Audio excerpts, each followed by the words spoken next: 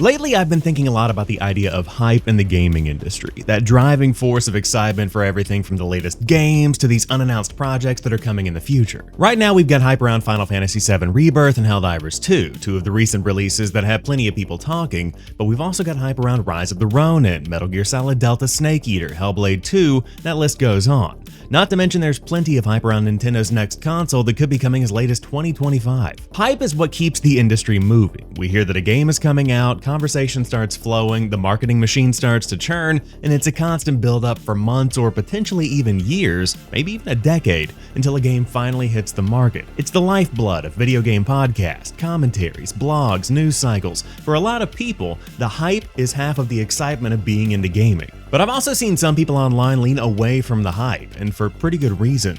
Over the last few years, we have definitely seen some games that drove tons of hype, but dropped the ball when players finally got their hands on them. Games like Redfall and Forspoken certainly come to mind, but even larger games like Battlefield 2042, Halo Infinite, and Diablo 4 are divisive. The situation surrounding each of these games is definitely unique. Redfall just wasn't good. Forspoken was okay, but ultimately felt like a glorified PS5 tech demo for Unreal Engine 5. Battlefield 2042 was broken and bare bones at launch. Halo Infinite was functionally fine, but suffered from a slow stream of multiplayer content updates. And Diablo 4 had a solid campaign, but the post-game that defined so much of the experience around a modern-day RPG left the hardcore players disappointed. Below those unique situations, the common factor is that they're all victims of hype.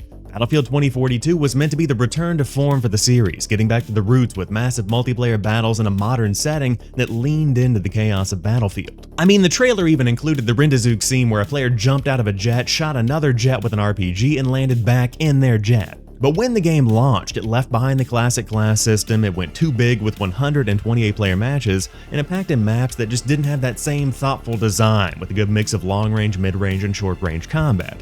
And these are all fixable issues, and the team has gone back and made Battlefield 2042 great. They've literally redesigned every map, brought back the class system. The game is fundamentally different. But the level of hype around the game, combined with it not meeting those expectations at launch, was a recipe for disaster, whether it was actually a disaster of a game or not. Redfall was coming from Arcane. It was one of the biggest Xbox games of the year. Forspoken was one of the first games to showcase Unreal Engine 5 on a console and what it could do. Halo Infinite was the first new Halo game in 6 years, and Diablo 4 was the follow-up to one of the most successful games in the series. All 5 of these games have completely different development stories and brought different experiences for players. But when you compare what the games were at launch to the expectations that many players had going into release, was it ever really even possible for any of them to hit that level, no matter how good or bad the games actually were?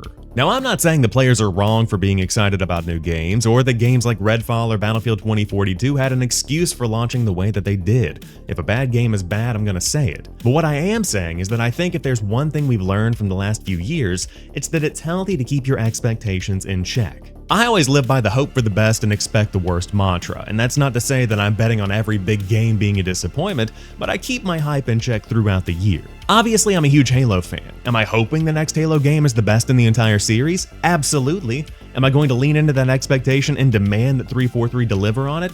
Absolutely not. Now, there are some games that manage the impossible and actually live up to the hype, even when it seems unreasonable.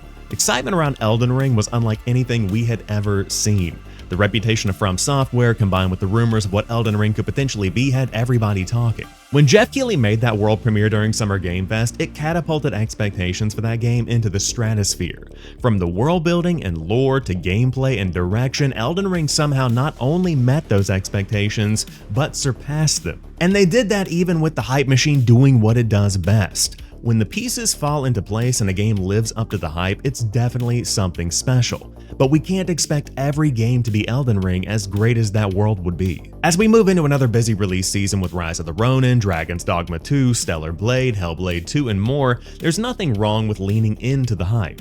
Video games are meant to be exciting, and there are teams across the industry that are trying their best to give us games worth being excited about. But if you take a step back, remove the emotion from the situation, and look at a game for what it is rather than what it could potentially be, you'll probably be pleasantly surprised when games start meeting your expectations a little more often. But as always, I'd love to know what you think down below. Do you think hype is getting out of control in the gaming industry, or is this just the way that things are and you're never going to be able to get away from it? Because I totally feel that sometimes. And of course, if you're new here and you enjoy what you see or what you hear, hit that subscribe button for videos like this every week and gaming news shorts throughout the week to keep you in the loop.